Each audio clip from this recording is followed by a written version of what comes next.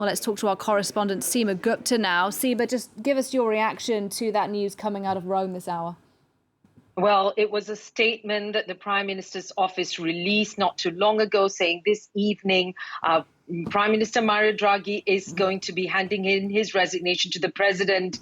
Now, he said the vote that happened today in the Senate was a significant one. The majority that had supported his government since its creation in early 2021, he said it's clearly not there anymore in terms of the majority. He said that from the debate that was held in Parliament and the vote, clearly he did not have that sufficient support. The support that he said was necessary right from the start of the creation of his government back in February 2021. And he said that the political forces are not there, and this was fundamental to the conditions for which his government has been running for the last 17 months or so. And so clearly he's made this decision now in order to step down after meeting with President Mattarella for almost an hour this late afternoon here in Italy. Now, what happens next? We'll have to see what Sergio Mattarella, the president, does in terms of perhaps forming another kind of caretaker government, perhaps putting in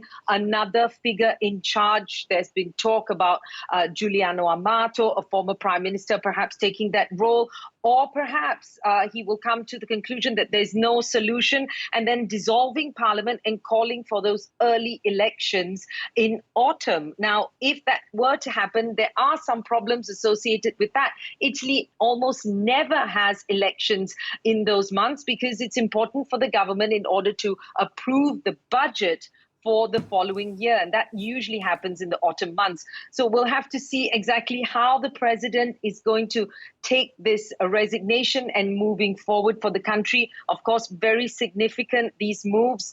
The markets clearly reacting today. There was a sharp fall in the stock market, and Italy's bond yields also rose sharply. So concerns about instability in Italy, instability in Europe as a whole with this latest news coming out of the resignation of Mario Draghi.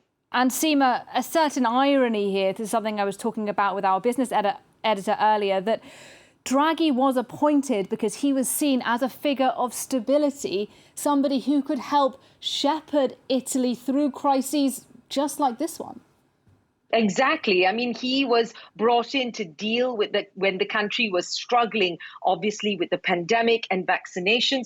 But these are problems that are still in play. And now, of course, you have the issue of high inflation. There's the energy crisis. And of course, the war in Ukraine. So a lot of tough issues that Italians are having to face, a lot of bread and butter issues in terms of cost of living and the price of petrol that are facing regular Italians. This is not something that most Italians want to see, frustrated with this move, creating instability when the country really needs stability. So, as I said, the ball now very much in the hands of President Sergio Mattarella. Yet again, it feels like history is just repeating itself. Here we go again. Seema Gupta, thank you very much indeed for your analysis, and we'll be sure to speak to Seema when we know more about what is happening with the Italian government.